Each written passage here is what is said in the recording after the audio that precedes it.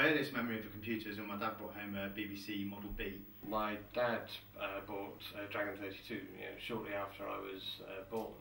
And he brought home the game Arcadians, and we couldn't get it to work. It came up with an error message. I can still remember it now. IC69 missing - faulty. It was seeing one of the TRS-80s in the local Radio Shack. School year 1983, where the school had just bought 8 brand new BBC micros, and we were ushered into the classroom in groups to actually look at the machines but not touch them. So I have memories of being about 5 years old and playing games on it and being really bad at programming in BASIC.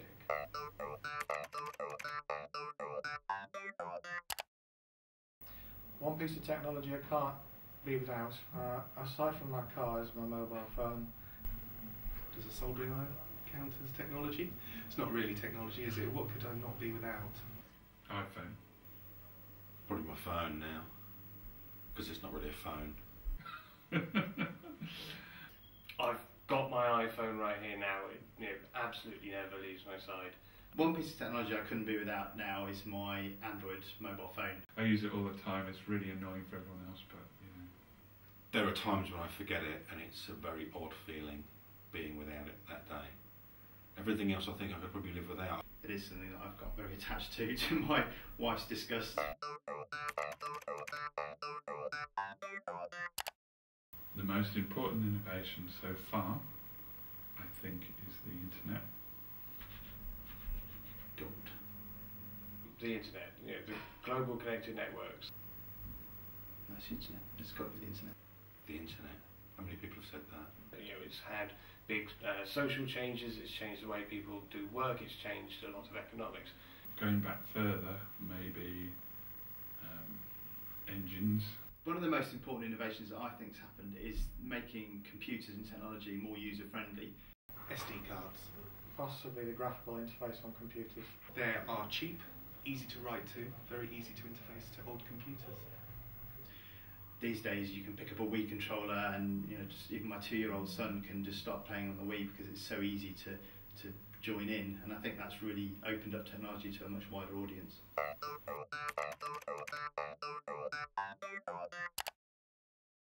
The first computer I had of my own was an Amiga A500, I think.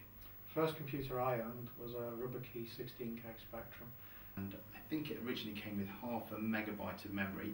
Commodore VIC-20. It was a Sinclair ZX81, which I had my 18th birthday. I recently gave it away to somebody. I really recently gave it away. I still had it, and I gave it to someone that's here.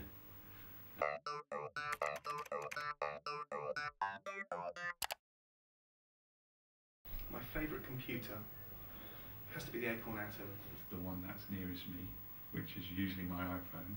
And my iPad. Probably my Windows 7 netbook. Just because it's so much quicker to get things done than with like a laptop or a netbook. It's very small and compact, and it lets me sit around the house in front of the TV, surfing the internet, or watching recorded TV on the train.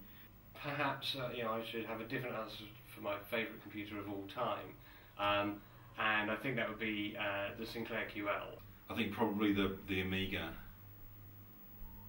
does it because it was a pretty powerful. It was quite a leap.